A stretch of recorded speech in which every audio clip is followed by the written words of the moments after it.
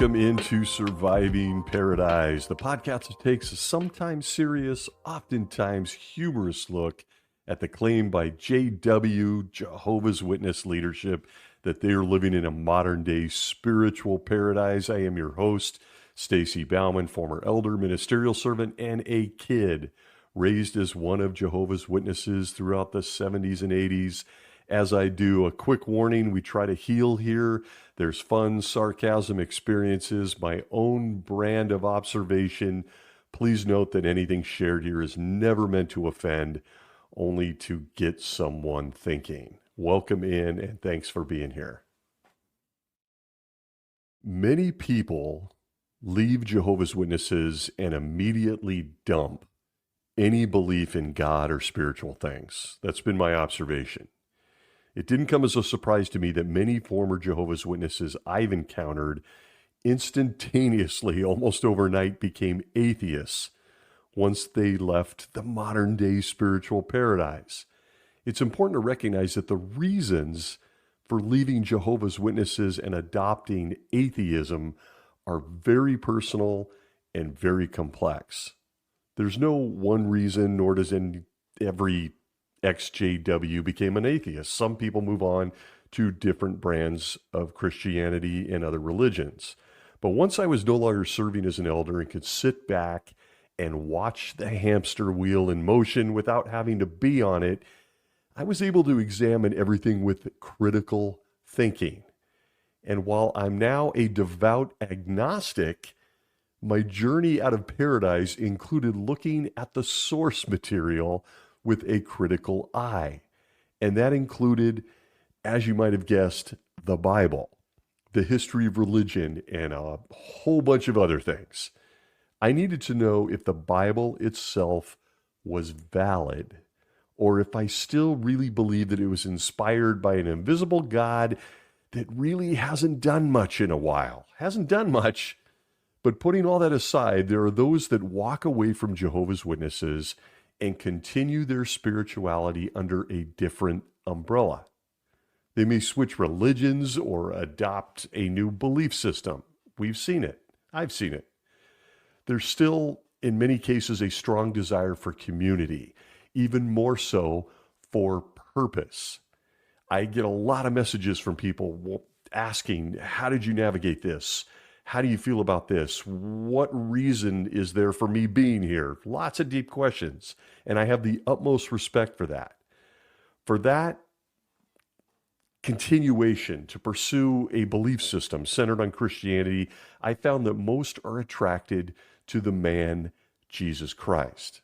In fact, even those that are still Jehovah's Witnesses tell me they are drawn to all things Jesus of the Gospels. And I completely understand. There is a lot to appreciate about the character of Jesus as we find in the 4 books of the Bible. And during my time as a Jehovah's Witness, the 2 books or publications I enjoyed the most as an adult were the Draw Close to Jehovah book, published in 2002 by the Watchtower Bible and Tract Society, and The Greatest Man Who Ever Lived, which was published a little bit earlier in 1991. I'm not sure if younger generations of Jehovah's Witnesses will even remember those books, but I'm not afraid to share that both of these had a really heavy impact on me as I grew up and became a man, especially a Jehovah's Witness man, a brother. The kid in me found the illustrations in both books to be the very best the governing body had ever served up. Whoever the artist was for those books was really good. I thought they were the best artist I saw in Watchtower publication history. And I just think it was peak Watchtower illustration. But the Greatest Man book brought out the best in me, personally. And nope, I'm not afraid to say it. I really think it had a lot of beneficial things to learn. And as a fatherless boy, I was drawn to Jesus, the man, as a person. The book, if you go back and look at it now, and even then, wasn't particularly deep. And I was never drawn to statues made out of clay and iron, or what some dragon in Revelation represented, or why whore bags on the back of beasts were so important. It didn't interest me. I've always been drawn to character. And Jesus, the Greatest Man book, his book, scratched that itch in me. And I can't believe I just said that. I'm showing my age. I could mine every story of what makes a man a great man. I do that in all literature. And I really enjoyed being the book study conductor in the Greatest Man book. In many ways, I think the 1990s to roughly early 2000s may have been the golden age of kindness in this organization. I am willing to be corrected. Send me your opinions. The publications at that time, loosening the rules on things like higher education, they stopped telling people what they could do with body parts in the bedroom, and even miraculously decided blood fractions could save lives, all during this time period. It seemed like we were entering a golden age. But like anything in this organization, it didn't last long. Paradise started to look different. And as I inched my way to the exit, one of the things I had to prove to myself was whether Jesus Christ of the Bible was a Jehovah's Witness or not. I had the Bible. I'd read it through several times by then, and I was leading prayers from the stage with that famous line, "In Jesus' name." But here I am doubting a few things and asking, is Jesus of the Bible, of the Gospels, is Jesus a Jehovah's Witness? I thought I knew the guy, but well, look, during that time period, my faith was on the rocks. So I decided to do a deep dive on Jesus himself. I'd grown up believing he was the king of Jehovah's Witnesses since 1914. But suddenly during this time period, I had a few questions, and I'd like to share with you some of those questions as well as my thought process during this time. I went back to the basics. If I'm going to give all loyalty to my invisible king who hasn't said anything in centuries, I need to remind myself what I know about him. And well, imagine reminding myself that most everything I knew about Jesus came from the governing body of Jehovah's Witnesses. But after a lifetime of dedication to my invisible king, it hit me a little hard to realize that everything, that anyone, including the 11 would-be king priests currently living in upstate New York, they draw all of their information about Jesus the man from 4 small books known as the Gospels, and well, a few secular mentions, and that's really all they are, from Jewish historian Josephus and Roman historian Tacitus. You can get a few other mentions from additional Roman and Jewish writers like Suetonius or Pliny the Younger and Marabar-Serapin. Also, those guys offer a few brief references to Jesus in some of their writings, and as well as early Christians, though they're not nearly as extensive as those 4 small books in the Bible known as the Gospels. Everything we know about Jesus and his kingship as a Jehovah's Witness comes from those 4 books. So if you're keeping score at home, start there. Almost everything comes from the 4 books in the Bible, which makes you and I, and anyone that reads those 4 books in detail, well, an expert on the King of Jehovah's Witnesses, Jesus Christ, allegedly. And yes, that includes even the governing body, the 11 guys who reign over this organization. Who was Jesus? What is he all about? What matters to him? How can we be like him? What does the future hold? What are his long-term plans? What's he doing today? How does he think? How can I draw closer to him and his dad? On and on the questions go.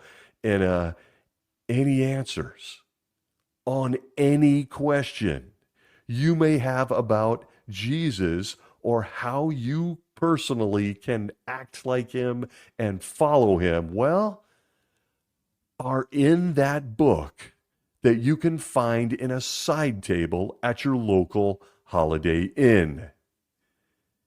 Even the Greatest Man book was nothing more than a second-hand set of observations from the source material, the only source material being the Bible. So, sitting on my doubts about the organization of Jehovah's Witnesses, I set out to reacquaint myself with Jesus Christ of the Bible. And it's an exercise I recommend for anyone currently holding on to belief in God and his Son. Doesn't matter the organization, but in this case, Jehovah's Witnesses. I'm encouraging you, no matter where you are in your life as a Jehovah's Witness, to get to know the King. Get to know him. Once we know the King, we can make some conclusions about the claim that this is his organization. And so my initial question was and is Jesus Christ a Jehovah's Witness or not? That's the question. Is Jesus a Jehovah's Witness or not? Are you interested in hearing what I found? How about a few questions I had that were answered by using the source material?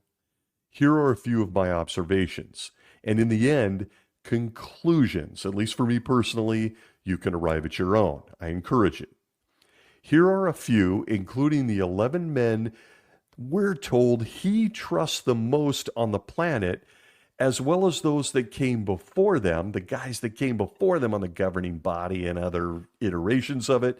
Here's what they have to say in detail about their boss, about the King, about Jesus Christ. So take what you will and leave the rest. Jesus used to show up in person. He did it once, even risking it all to take a small trip down an imperfect woman's birth canal so we could know that he was a real person. Imagine that conversation in heaven. Just before Jehovah looked at him and told him it's time to spend the next 9 months of his life as a fetus growing inside an imperfect virgin woman's womb.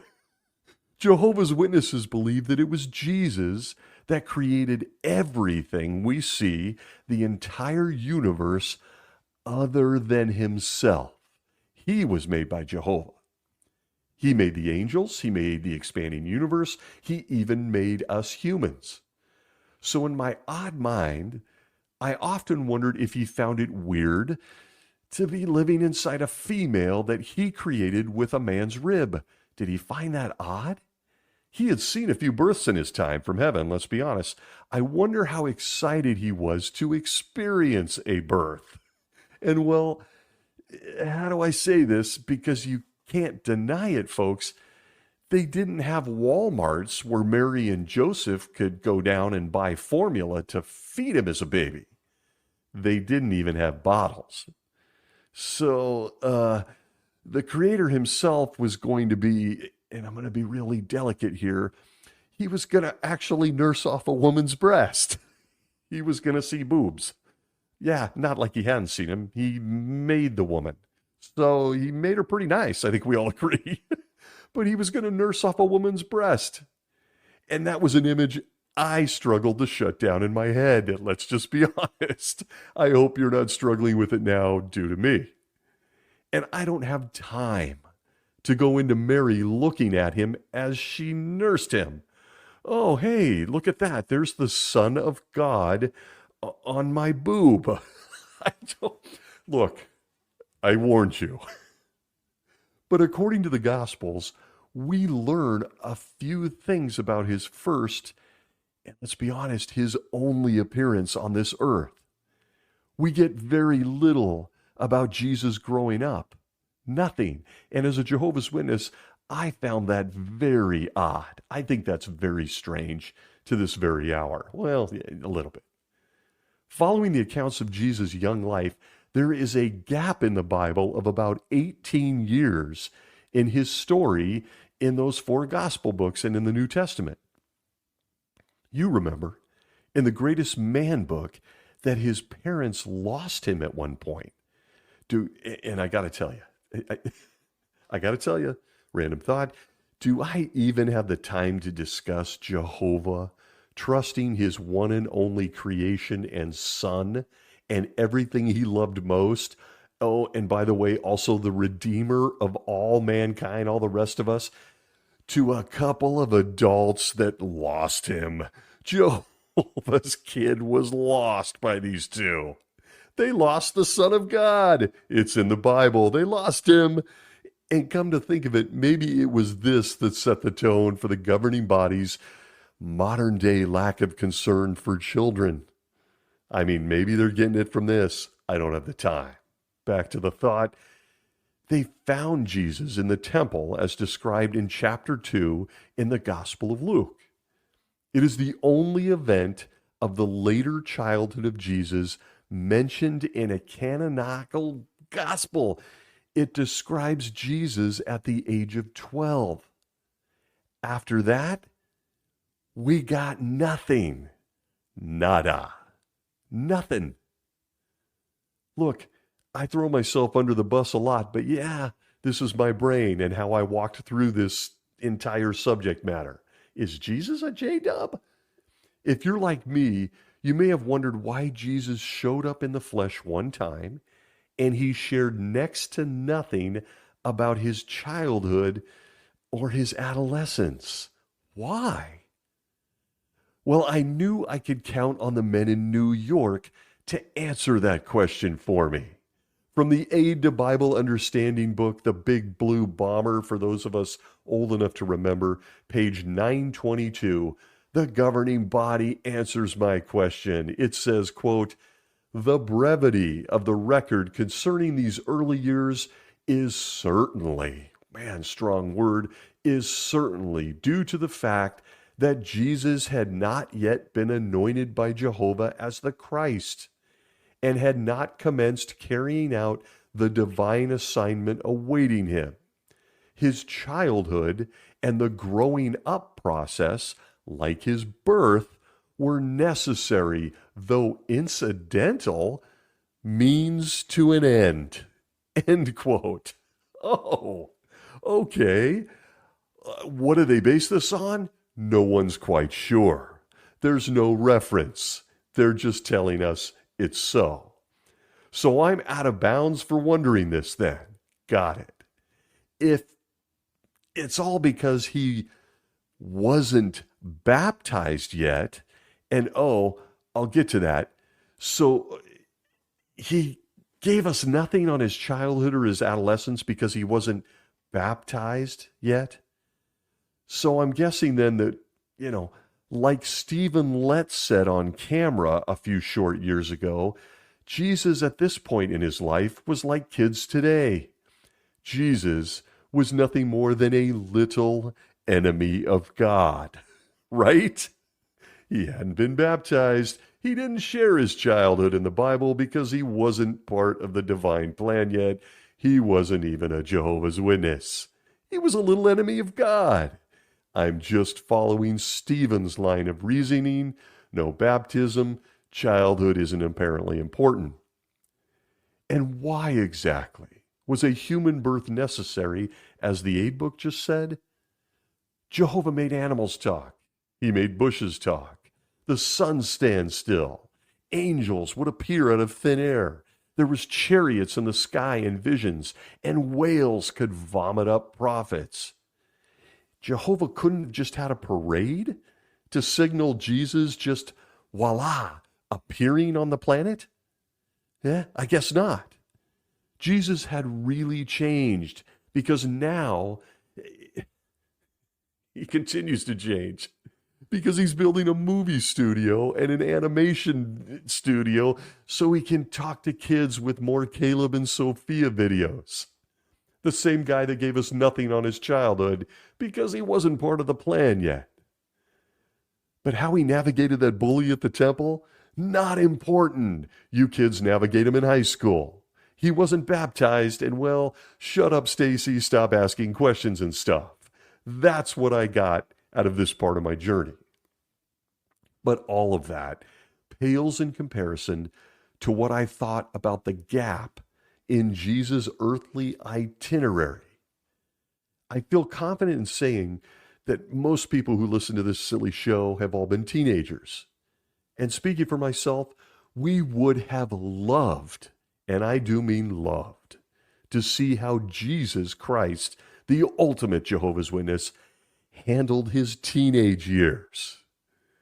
We've been led to believe that the governing body is now making up for that oversight because they have had a hell of a lot to say to teenagers that we're told comes from Jesus himself. And Jesus himself didn't share anything during the most awkward trial and error period in a person's life. He decided his wasn't important to share.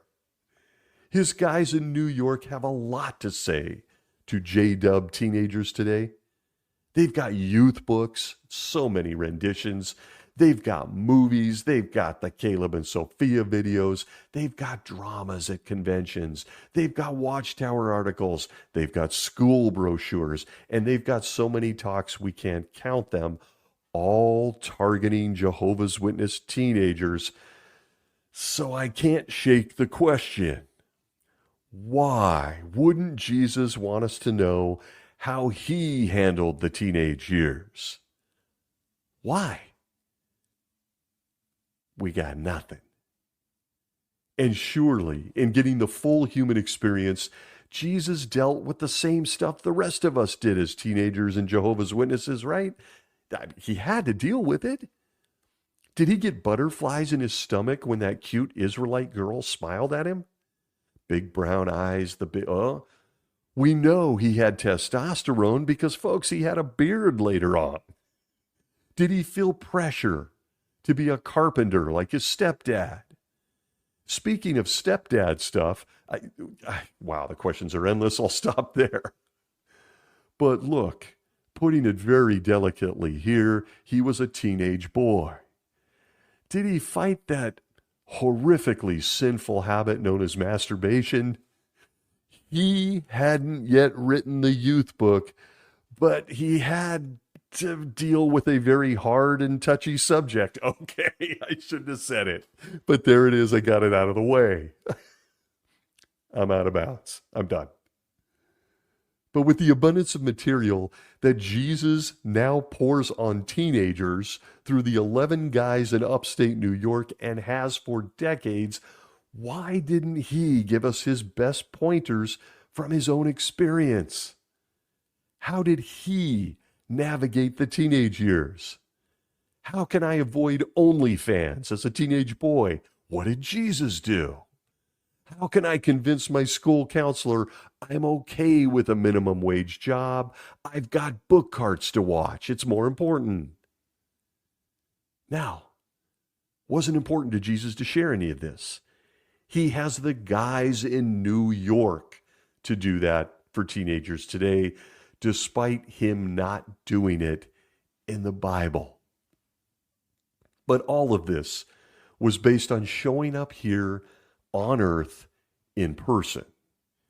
And well, when I was wondering if Jesus is really a Jehovah's Witness, I had to learn to accept that this was a one-time only event and I missed it.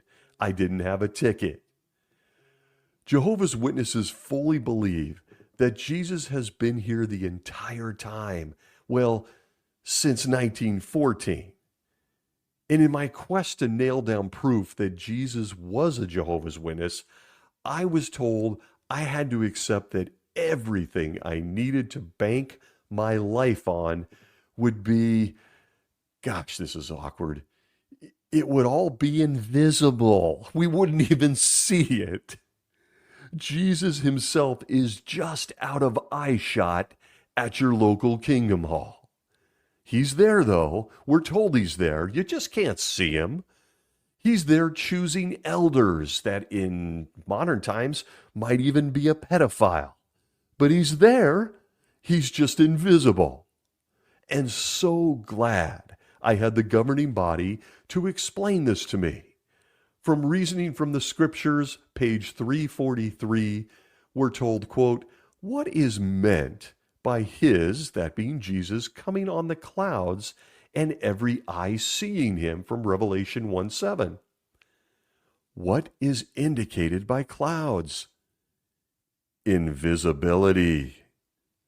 When an airplane is in a thick cloud or above the clouds, people on the ground usually cannot see it, although they may hear the roar of the engines. Jehovah told Moses, "I'm coming to you in a dark cloud." Moses did not see God, but that cloud indicated Jehovah's invisible presence. If Christ were to appear visibly in the heavens, it is obvious that not every eye would see him. It is? It's obvious? Why? Okay, back to the quote. If he appeared over Australia, for example, he would not be visible in Europe, Africa, and the Americas, would he? End quote. Wow. There's your reasoning. Everything I was basing my life on and looking to the ultimate Jehovah's Witness, Jesus Christ, I wasn't going to see it anyway because it's all invisible. And look, the reasoning from the book ironically called Reasoning from the Scriptures from the governing body says, well, Australia's a long way from the United States. If he hovers over Australia, they can't see him in New York. Yeah, same guy that made the planet, same guy that made the sun stand still. I'm not following you here. So is Jesus really a Jehovah's Witness? Well, according to the governing body, he is. You just can't see him. And you never will.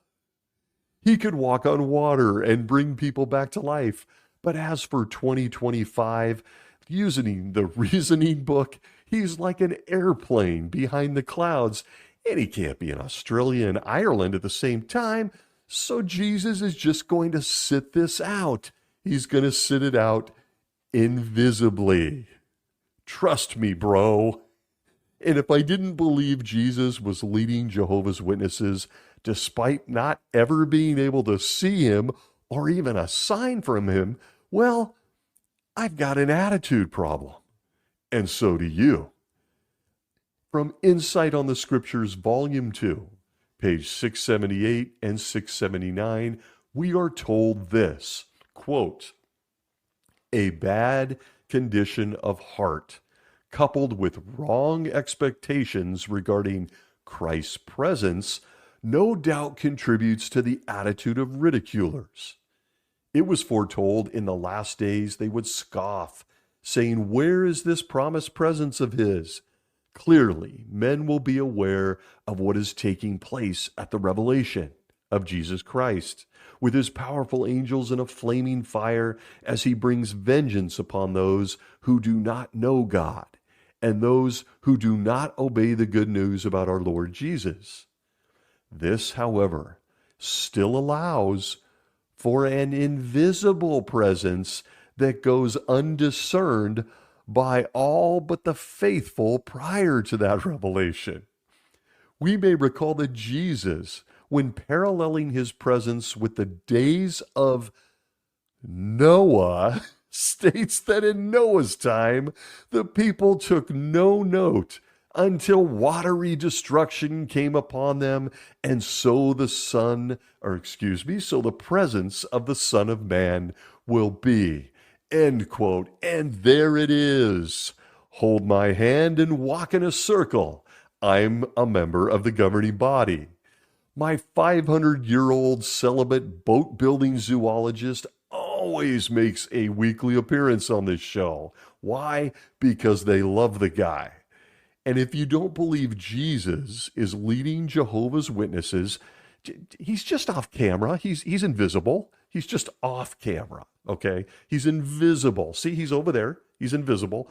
Well, my friend, you too will apparently end up drowning with babies and puppies, just like those people that didn't believe Noah when he said to get on board his boat.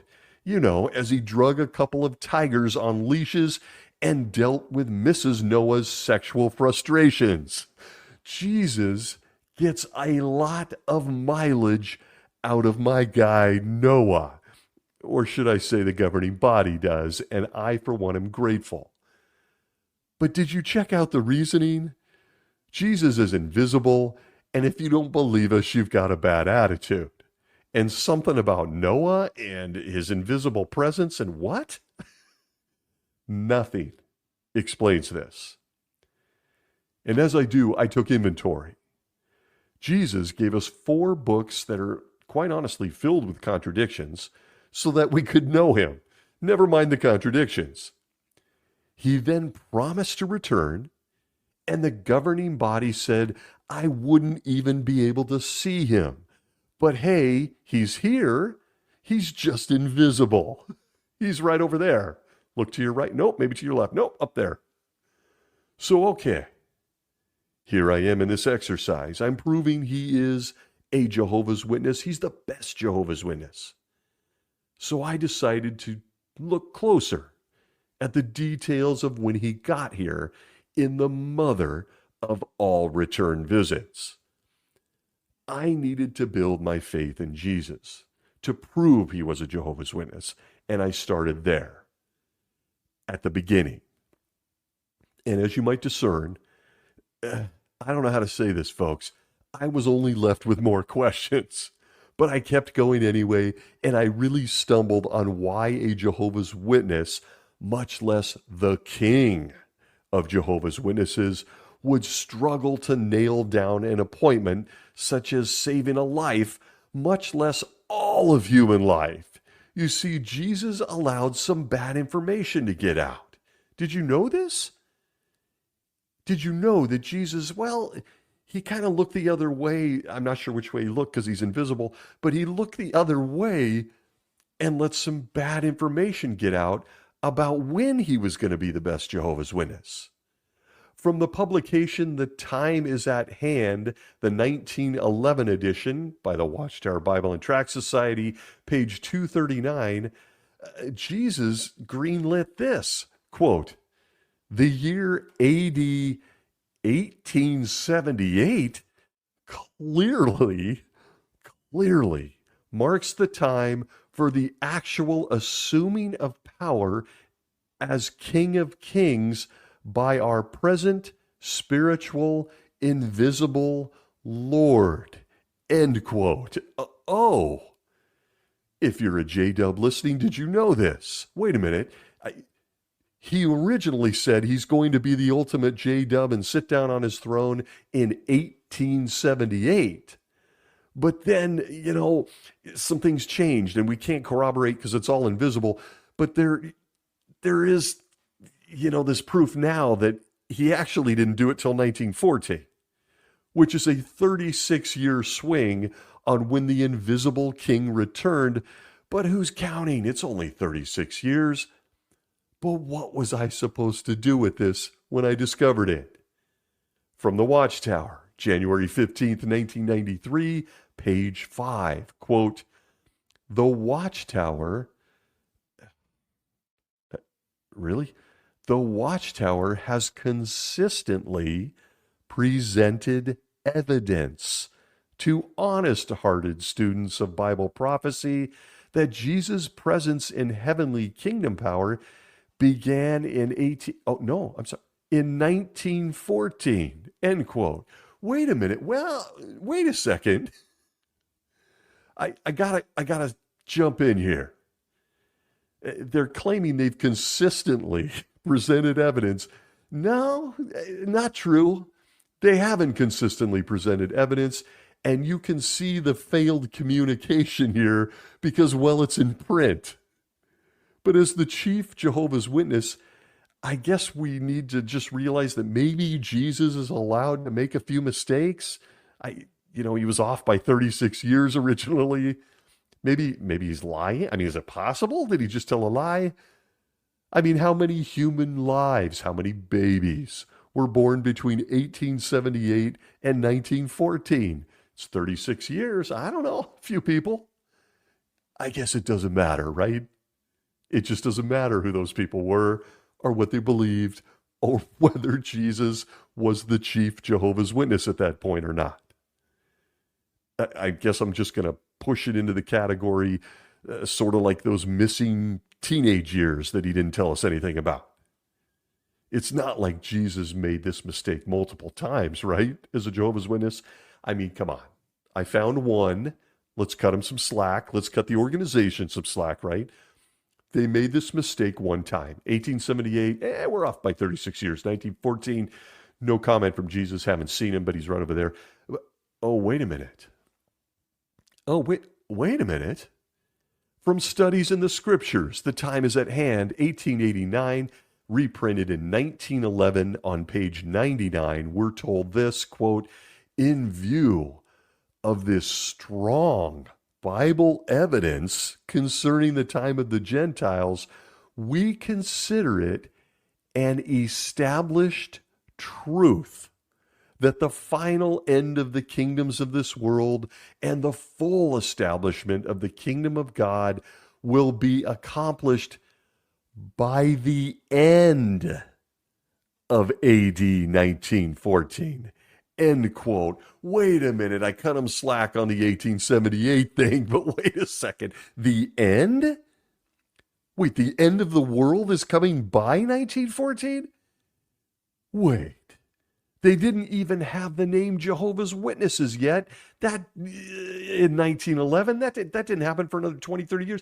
Jesus didn't give them that name until 1931, when he hovered invisibly just out of eyeshot over that convention in Columbus, Ohio.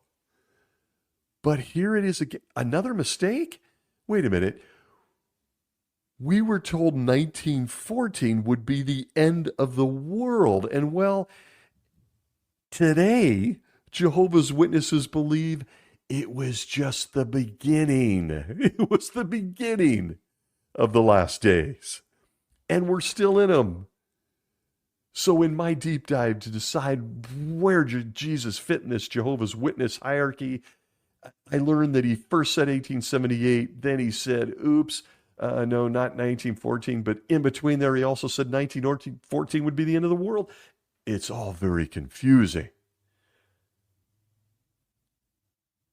Much to think about here. But in my quest to prove Jesus was a Jehovah's Witness, I moved past some of this concrete stuff. You know, I could get into dates, I could get into prophecy, I could get into all that stuff. But I moved past that stuff to the things that really interested me about Jesus and his relationship with his witnesses. I got down deep into the man, his person, the motives, the character. And I encourage every Jehovah's Witness to do this. It's hard to nail down some of this stuff without just sharing the facts that I learned in my quest to know Jesus, the ultimate Jehovah's Witness on an intimate level. That was my goal. I want to know the man. And I told you at the outset that his character had a great impact in how I tried to shape my own personality. But there's so much to unpack here. I'm going to try to keep it to just a few of my thoughts and examples, but trust me when I tell you there are many, many more, and I encourage this exercise. But digging back into the 4 Bible books of Matthew, Mark, Luke, and John, because all references from Jewish and Roman historians are nothing more than name drops. They're very minimal. They really only mention him. By the way, Jesus back in those days, the name Jesus itself was as common as the name Tom in 2025. Very common name. But I was sitting in a kingdom hall, post-eldership. Is that a thing? I'm going to call it that. I wasn't an elder anymore. And I was wondering how we got there. I'm desperately trying to prove at this point that Jesus is the ultimate Jehovah's Witness. So I looked around one meeting and I wondered, how did we get to this? this building with no windows, this infrastructure, this schedule, this other book in my hand that was published out of Pennsylvania and New York. How did we get to an organization? All of it that I could see. Couldn't see Jesus, invisible. How did we get to buildings? How did we get to these conventions? How did we get to printing presses? How did we get to branch offices? How did we get to weekly meetings, donations? For the old timers, it's old news now. How did we get to the suit and tie thing? How did we get to elders? How did we get to circuit overseers, district overseers, pioneers, all of it? For the first time, I wasn't in the middle running on the hamster wheel, and I was trying to figure out how the ultimate Jehovah's Witness brought us to this. How, or rather when, did Jesus decide that the organization was his jam? When did he? When? Why was this a big deal to me?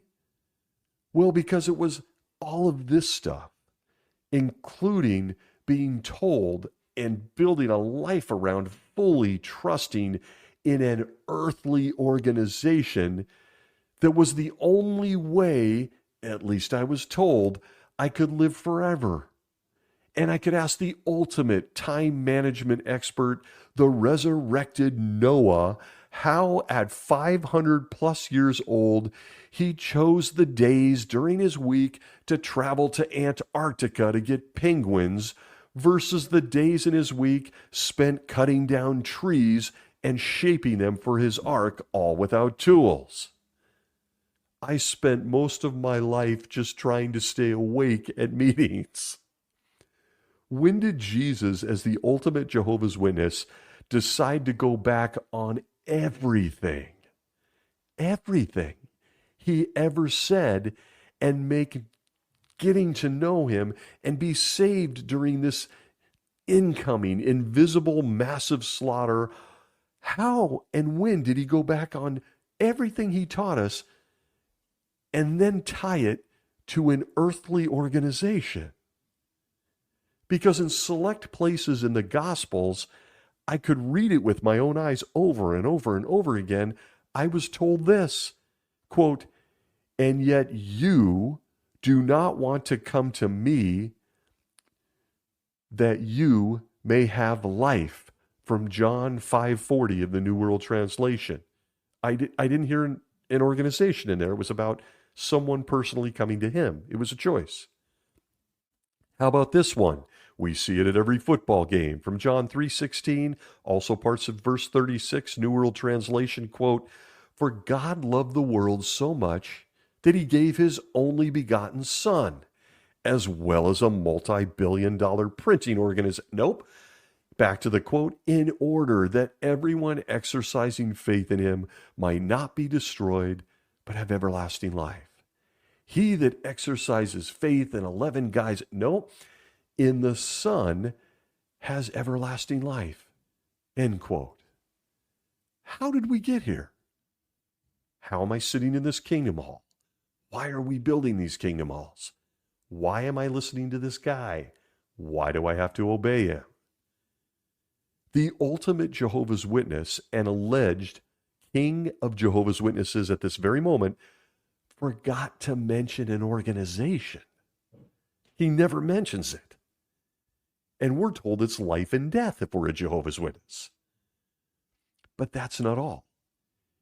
He says in those two verses lifted directly from the Gospels that I could live forever for just believing in him, which is going to take some work because, as we know, he's invisible. So where is all this organization stuff from the best Jehovah's Witness ever, Jesus? But as is the case with me, I had to look at the nuance and what I had in print about Jesus if I was to be fully confident that he was in fact a witness. I may not know how he dealt with crushes on really cute Jewish girls as a teenager, but would you look at this? Would you look at that? I do have how Jesus felt about organizations. And that includes, tell you, this is awkward, his own father's earthly organization during the time of his visit. When Jesus made his earthly visit, the priesthood was still Jehovah's representative. Earthly organization. The Jews were considered to be God's organization until the temple was destroyed in 70 AD. However, in the Bible, Jesus and his disciples stood up against that organization, and he publicly condemned the priests, in effect, setting up a second rival organization to the one that was still run by his father. It's in the Bible. We know how Jesus feels about organizations. Not only did he condemn the idea of organization, at this point I'm confused, I'm sick to my stomach, I had to go deeper. I had to then look at how he reacted. What were his actions? What did Jesus do about this organization stuff? From the Bible. Mark chapter 9, verses 38 through 42 of the New World Translation, we're told this, quote, John said to him, Teacher, we saw a certain man expelling demons by the use of your name, and we tried to prevent him because he was not accompanying us.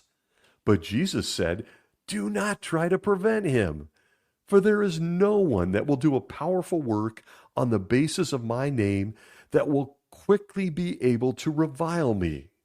For he that is not against us is for us.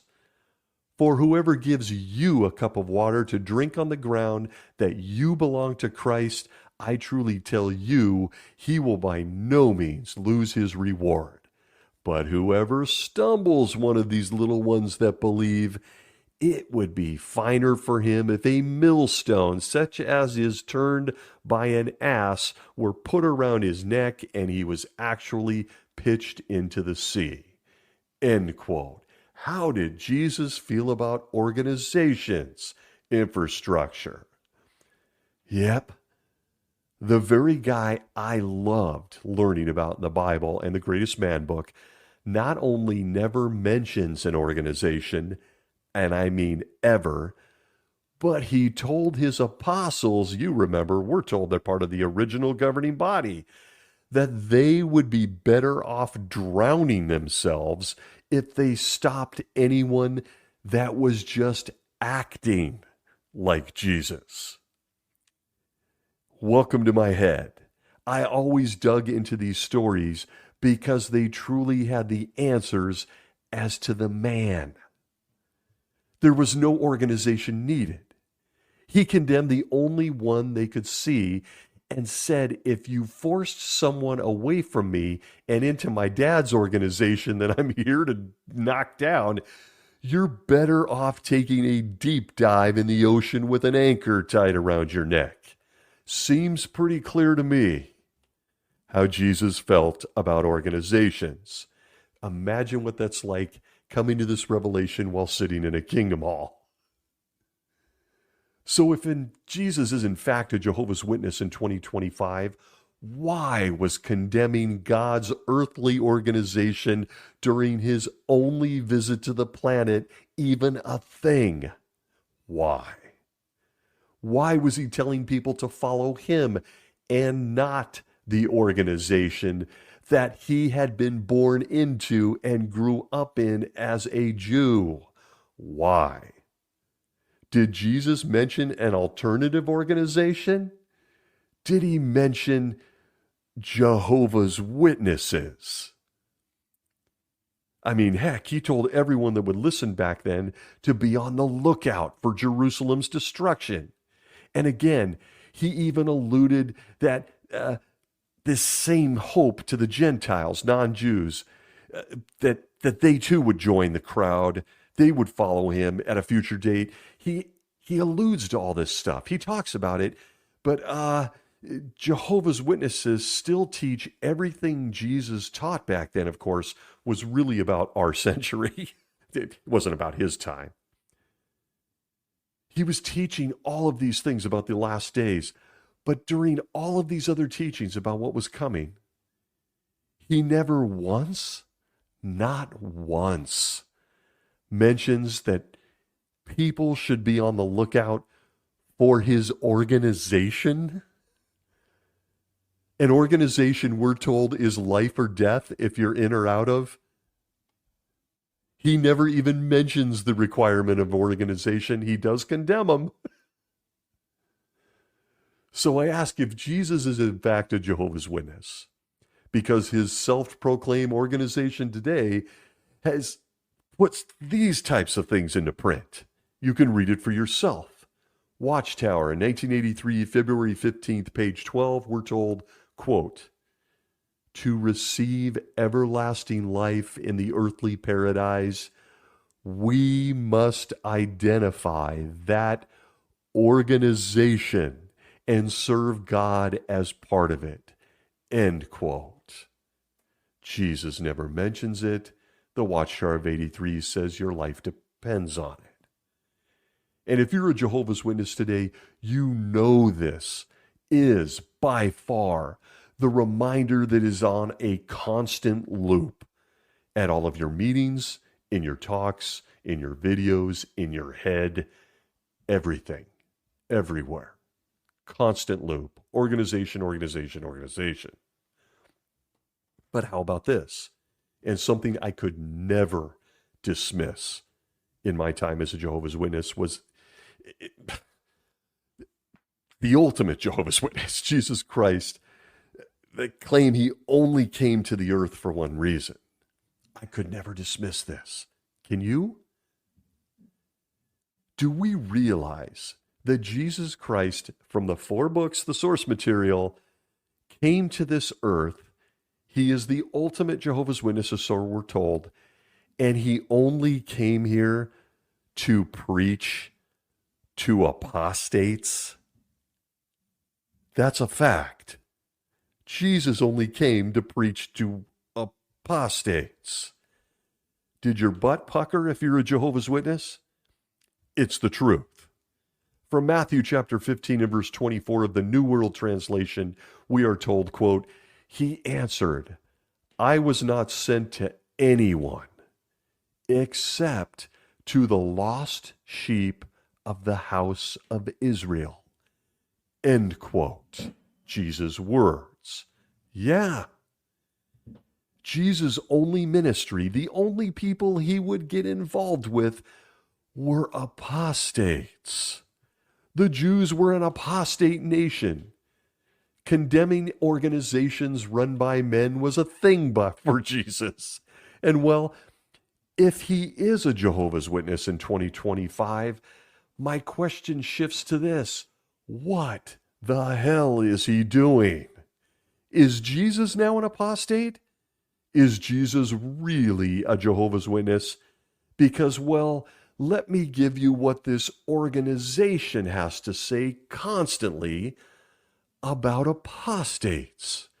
Under the subject apostasy in the Insight volume 1, the big green paperweights that are out of print now, we were told this, quote, "Apostates often seek to make others their followers. Such ones willfully abandoning the Christian congregation thereby become part of the Antichrist. As with the apostate Israelites, destruction is likewise foretold for apostates from the Christian congregation." End quote. First and foremost, the Israelites and Jews were apostates. Matthew 15 says those are the only people Jesus came to speak to. But how about this? How can someone be part of the Antichrist when Jesus, the Christ, came to witness only to apostates? Remember? The very apostate nation of Israel you mention here in the now gone Insight books mention Jesus' one and only householder during his one and only visit. And they were all apostates.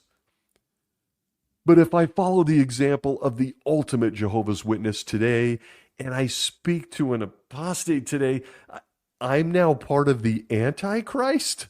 How is that possible when Jesus Christ is the guy who set the tone for talking to apostates?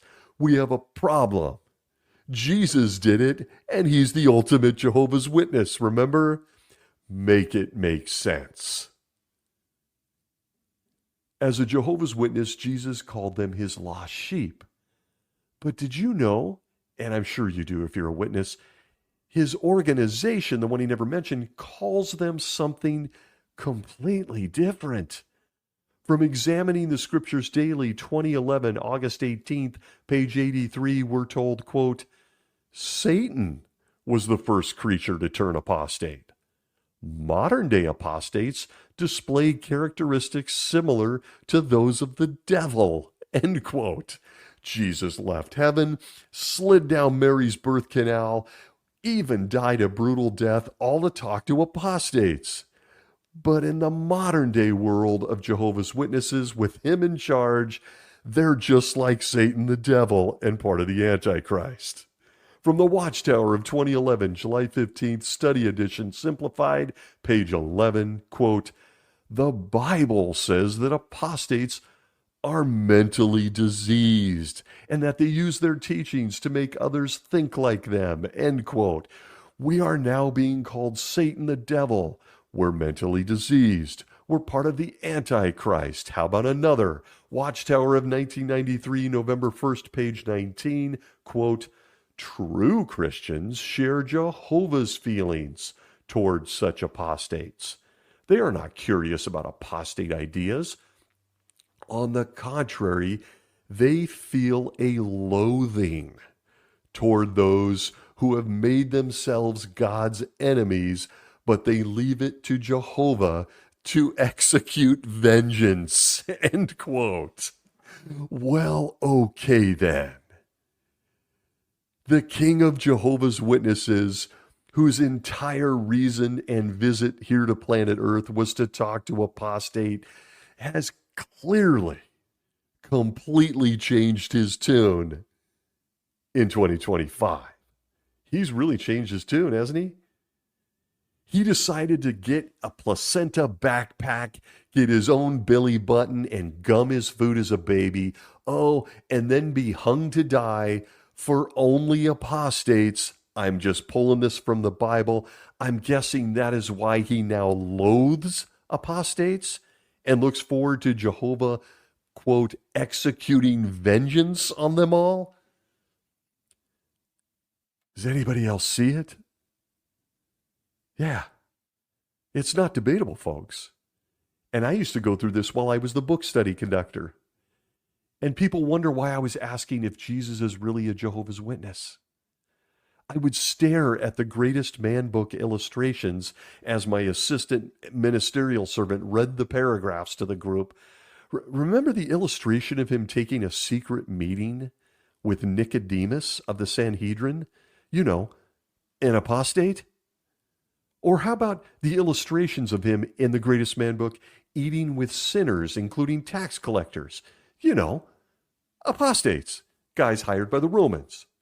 Or how about when he hung out with demonized people like Mary Magdalene? You know, it only added to my questions. Was Jesus really a Jehovah's Witness? Is he now? We couldn't even own Led Zeppelin 4 or listen to Stairway to Heaven, but I'm looking at the Greatest Man book, and here's Jesus and Mary Magdalene. Oh, and I'm told from the Bible she's got 7 demons inside of her.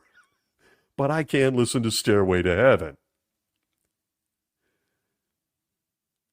But moving on from there, in the interest of time, there was always something else that made me question Jesus' personal Jehovah's Witness status, or at least made me wonder what happened to him. As I mentioned earlier, Jehovah's Witnesses believe Jesus sat down on his throne in 1914. He got the date wrong a few times. And he is sitting there at this very moment. I hope he's listening. Aside from how unstable Jesus appears to be the last 111 years based on what his organization does, and I stay unstable because he is the leader of Jehovah's Witnesses. And let's be honest, he's changed his mind a lot. Even a witness can't deny that. We don't have the time.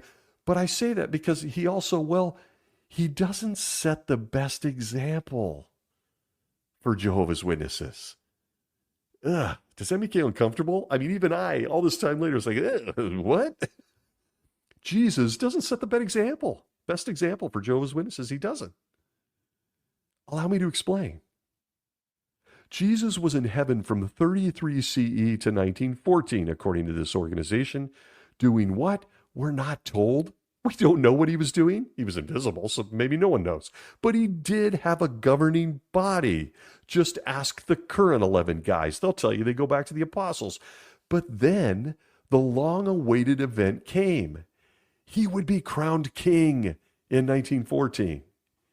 He then sat down on his throne and well, after sharing a room with his bad little brother, or maybe we call him his bad son, Satan the devil, he made him, depending on how you look at it, I guess, he sat there in heaven with Satan for 33 CE to 1914, for 1,881 years. And then in 1914 or thereabouts, he finally kicked Satan out of his room and he locked the door? Locked the door behind him? Yeah. This is what Jehovah's Witnesses believe. And welcome to my head. I'd sit and think about this. From 33 to 1914 is 1,881 years.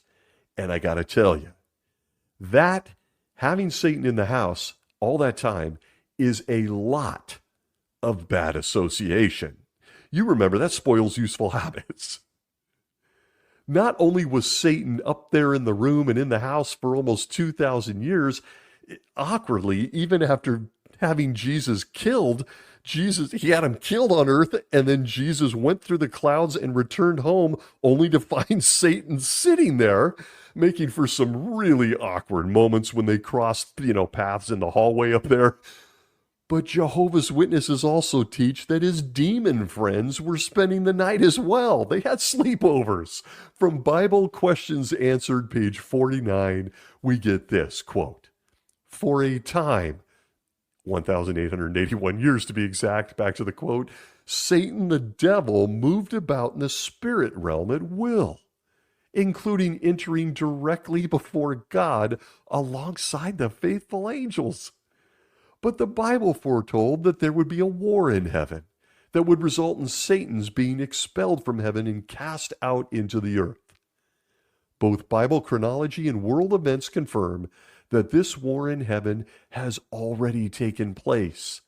The devil is now confined to the vicinity of the earth." End quote. Bible Questions Answered, page 49. The mother of all questions is what kind of governing body member or elder in 2025 sends a murderous pervert to hang out with his kids? Actually, the answer to that's too easy, right? But Jesus Christ of biblical fame thought his best move after almost 2,000 years was to kick Satan and his gang of thugs out. They were just hanging around at his house all this time. They had him killed, and then when he got home, they were sitting there waiting for him. Then he decided the best move was to pawn this guy off on his kids? It's here I asked, is Jesus really a Jehovah's Witness? It might have been this one that pushed me over the edge. Because there isn't enough time in a week to quote them on all things apostate, shunning, or once again, how about the things teenagers hear about bad association? Jesus had Satan living up there. They hung out together.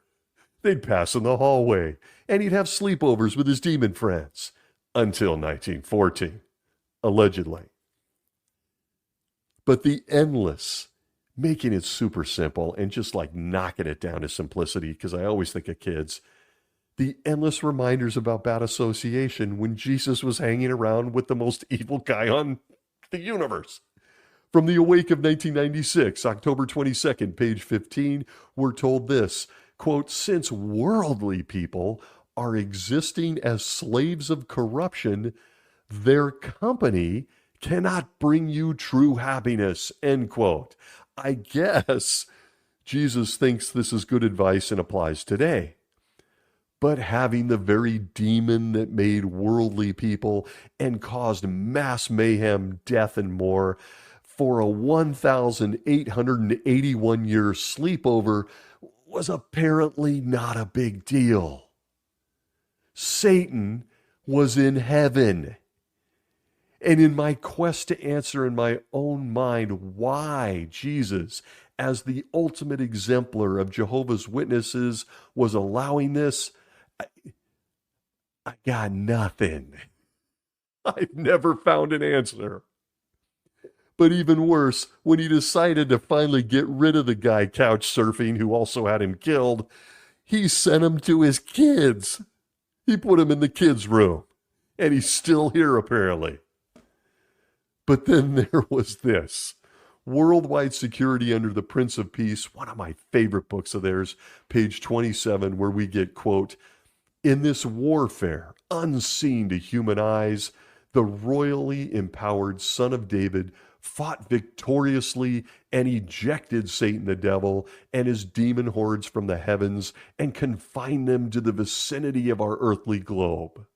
This debasement of the satanic forces was evidently fully accomplished by 1918, the year when World War I came to an end. End quote. Hold up a minute. Wait a minute. It took Jesus 4 years to get the top bunk back? What? Wait a minute. He sat down up there in 1914. He'd had this guy up there for almost 2,000 years.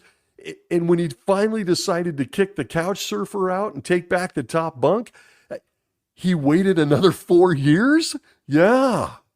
According to the governing body of Jehovah's Witnesses, he finally got him to leave the house by 1918.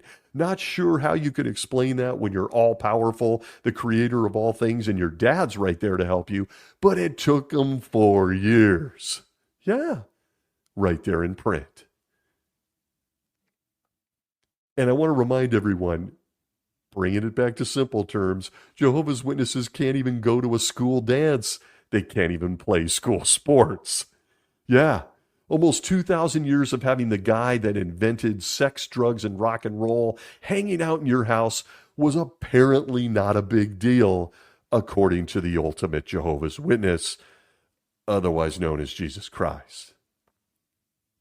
And all I have to say to this is times have changed. And apparently so has Jesus. Evidently. Small point here. It just came to mind. Here's a memory. I'll share it. I really wanted Bad Associations to be the name of my 80s hair band. I really wanted that. Bad Associations. What a name. I'll tell you what, close second. I actually had these conversations. Bad Associations. I'm going to play lead guitar. A close second was Babes as to Badness. Those were my two names for my 80s hair band. Never happened, but I could air band with the best of them, okay? How did they ever appoint me as an elder? I'm sitting here wondering, what in the world? The Holy Spirit was broken that day. But nonetheless, I was an 11-year elder. Good times. Okay, I could keep going, but let's not. This is really an abbreviated brain dump on my original question. But just in case you might be interested, how about a couple of other quick things for current Jehovah's Witnesses to think about on this question if Jesus really is a Jehovah's Witness?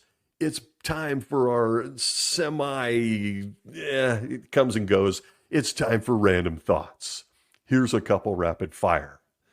Jesus of the Bible was baptized, according to Luke 3:23, around 30 years old. 30. Wait a minute, what? He was the Son of God. He knew this, according to the Bible, by at least 12 years old. See that story where his really responsible parents lost him and he was in the temple. He knew this by 12, but he didn't feel the need to get baptized? Not until he was 30. How bizarre. You can go into the Watchtower Library at this very hour and find 6-year-old children being baptized inside Jehovah's Witnesses. And even as the very guy sponsoring the Watchtower Library you're digging into, Jesus himself, he didn't get baptized till he was 30. But he's watching a lot of kids get baptized in Jehovah's Witnesses now. How about another? Despite being handpicked by Jehovah to lead Jehovah's Witnesses, Jesus seems to have a blind spot, or he's a bad picker. There is too much to think about on this one, but needless to say, when he chose his original governing body, the apostles, he included Judas Iscariot in what is either a bad call by Jesus or history's worst setup job. He knew someone was going to betray him, but chose him as his guy anyway, as an apostle. But this one is a real quandary, always has been for me, because, you would think he'd have it ironed out. He continues to pick the wrong guys even today, even on the governing body. We got things like the Ray Franz defection. God bless that guy, he's a hero. We got disappearing guys like Anthony Morris. Does this also explain by extension why or how Jesus of Jehovah's Witnesses appoints congregation elders that are harboring secret sins or have a history of child abuse? All this time, and Jesus can't pick guys very well. Interesting. He is the head of Jehovah's Witnesses. And finally, one more. I grew up believing Jesus was the best Jehovah's Witness, even as I leaned into his example of rejecting college and careers. I mean, who can forget the illustration in the Greatest Man book of him rejecting Satan during the 40 days of test? Again, not sure how Satan was there, because he also apparently was still hanging out in heaven. Even when Jesus wasn't there, he was here on earth. Satan gets around. But you remember the illustration. Jesus with his hand up, rejecting the kingdoms and the buildings and the real estate of the earth. It shows him with his hand up. Speak to the hand. And all those buildings, I want nothing to do with those. I guess I'm wondering why the best Jehovah's Witness ever is now building a sprawling movie studio that looks an awful lot like, that damn illustration in the Greatest Man book. Go look at it. Your call. And with that, I'm done. Someone take this microphone away. I could keep going. I won't. But we're back to the original question. Is Jesus a Jehovah's Witness or not? Well, allow them, the governing body, to answer in their own words. On the only website powered by Holy Spirit under the FAQ section, we are treated to the answer, who was the founder of Jehovah's Witnesses, is the headline. The answer is this, quote, the modern-day organization of Jehovah's Witnesses began at the end of the 19th century. Among that group of sincere Bible students was a man named Charles Taze Russell. While Russell took the lead in the Bible education work at that time and was the first editor of the Watchtower, he was not the founder of a new religion. The goal of Russell and the other Bible students, as the group was then known, was to promote the teachings of Jesus Christ and to follow the practices of the first century Christian congregation. Since Jesus is the founder of Christianity, we view him as the founder of our organization. End quote. My final thought is this. Wow, this is going to get awkward in heaven. The founder of Jehovah's Witnesses protects kids. He treats women with respect. He encourages kindness to everyone, even those who disagree, and allows for the use of your own conscience. He made you with it.